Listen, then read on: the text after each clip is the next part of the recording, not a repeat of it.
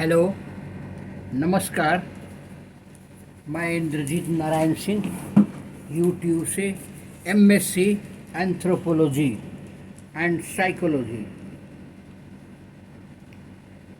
मैं विज्ञान के और मनोविज्ञान के विभिन्न आयामों को भी प्रस्तुत कर रहा हूँ। आज ये बायोलॉजिकल सीक्वेंसेस के बारे में बताऊंगा, जिसे कि अंग्रेजी में कहते हैं यूजेनिक्स, हिंदी में सुजनकीय। सुनिए, इसे आज जो है ना वो जीनोम सीक्वेंसिंग कहा जा रहा है। मेरे चैनल को लाइक करें और सब्सक्राइब करें, बेल आइकन दबाएं, ताकि अगला सुरक्षित सुविधाजनक वीडियो ज्ञान के भंडार के साथ मिलते रहे। Eugenix is the scientifically erroneous and immoral theory of racial improvement and plant breeding। दूसरी परिभाषा इसको देखिए, मंडल के नियम माने ग्रेगर जॉन मेंडल तथा आनुवांशिक के सिद्धांतों की सहायता से मानव जाति की भावी पीढ़ियों को सुधारा जा सकता है और जिसका आईक्यू बढ़ाया जा सकता है, आर्टिफिशियल इंस्टेंस बढ़ाया जा सकता है। उनका स्तर ऊंचा उठाने के अध्ययन को सुजनकीय कहते हैं। यूएसए, यूके, कनाडा, ऑस्ट्रेलिया में इसके लिए अनेक विभाग मेडिकल में रिसर्च हो रहा है या होते जा रहा है। अगर यूजेनिक्स का प्रयोग न किया जाए, नहीं समझा जाए, तो ह्यूमन रेस का नकारात्मक विकास होगा, बुद्धि समाप्त होता जाएगा। यूजेनिक्स एक सामाजिक आंदोलन है जो इस विश्वास पर आधारित है कि मानव जाति की आनुवांशिक गुणवत्ता को चयनात्मक प्रजनन के उपयोग से सुधारा जा सकता है।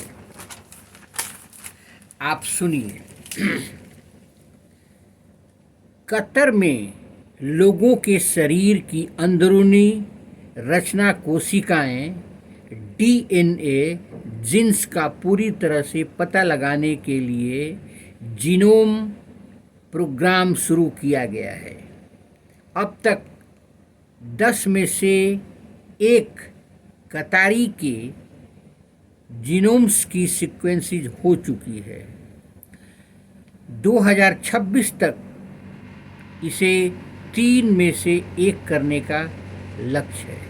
सऊदी अरब, संयुक्त अरब अमीरात में भी ऐसी योजनाएं चल रही हैं। विश्व में पहले मानव जीनोम प्रोजेक्ट में मनुष्य के डीएनए का पूरा ब्यौरा 2003 ईस्वी में तैयार किया गया था।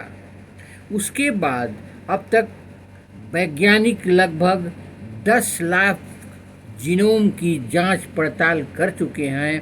अधिकतर सीक्वेंसिंग यूरोपीय देशों में हुई है।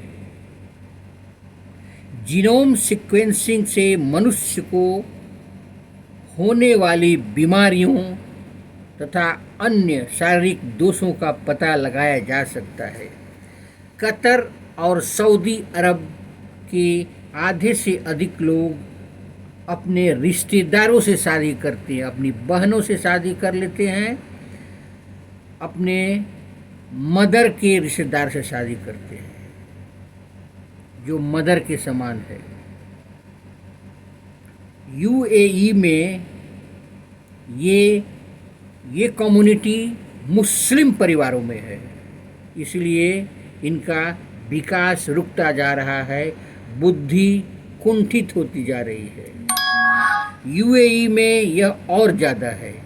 इससे रिश्तेदारों के बीच संबंध मजबूत होते हैं और परिसंपत्ति परिवार में रहती है। रूढ़िवादी परिवारों में लड़की को परिवार से बाहर शादी करने की इजाज़त नहीं रहती। चचेरे भाई बहनों के बीच विवाह होने लगते हैं। वैसे कतर या अमीरात में परिवार के बाहर निकाह करने वाले लोगों की संख्या बहुत सीमित है। जो बाहर करते हैं उनके बच्चे बहुत बुद्धिमान होते हैं। रिश्तेदारों के बीच शादियों से कई आनुवंशिक दोष पैदा हो रहे हैं और होते हैं। ज़्यादा आतंक के शिकार होते हैं, आतंकवादी बन जाते हैं। रिश्तेदारों के जिन्स में बदलाव होने की संभावना अधिक रहती है। अगर किसी बच्चे को माता पिता के दो बदले हुए जिन्स मिलते हैं तो वह किसी बीमारी का शिकार हो सकता है। मध्य पूर्व के इन देशों में कुछ बीमारियां इतनी आम है कि डॉक्टर उन्हें किसी खास जनजाति परिवार से जोड़ते हैं। पाकिस्तान में कुरान और शरीयत के कारण उनके फॉलोअर अपने ही परिवार में शादी करते हैं। उनका विकास नहीं होता है। अमेरिकन सोसाइटी के अध्ययन से पता चला है कि इसके कारण पाकिस्तान में 10% पागलों की तरह व्यवहार करते हैं, जैसे साइजोफ्रेनिया के पेशेंट हो गए हैं। भारत में अभी मुस्लिम 5% साइजोफ्रेनिया के पेशेंट हैं, क्योंकि वे कुरान और शरीयत के अंधानुकरण करते हैं। वे अपने ही परिवार में शादी करते हैं, जिससे बहुत सारी विसंगतियां पैदा हो रही हैं। ये यूएसए का अध्ययन था। कतर, कुवैत और सऊदी अरबिया में शादी करने वाले जोड़ों को थैलीसेमिया जैसी आनुवंशिक बीमारी को टेस्ट कराना अनिवार्य है, लेकिन पाकिस्तान और भारत में ऐसा नहीं है। घर में ही लोग शादी कर लेते हैं। जिन लोगों में ऐसी बीमारी का खतरा है वे विवाह नहीं करना चाहिए। इस प्रकार कतर में विवाह बंधन में जल्द बंधने वाले जोड़ों को केवल कुछ बीमारियों के लिए टेस्ट करना पड़ता ही है। देश के वैज्ञानिकों को विश्वास है कि अगले 2 वर्षों में सैकड़ों लोगों को आसानी से जांच की जाएगी। सऊदी अरब में तो ऐसी भी टेस्टिंग का विस्तार करने की योजना है जिन क्षेत्रों में चचेरे भाई बहनों के बीच विवाह सामान्य है, केवल वहाँ दुर्लभ बीमारियाँ होती हैं। वे बच नहीं पाते और उनकी पूरे परिवार अनेक बीमारियों से ग्रसित हो जाते हैं। धन्यवाद। आप नए नए खोज, नई नई छानबीन आप सुन सकते हैं मेरे चैनल पर। आप ज़रूर इसे सब्सक्राइब करें।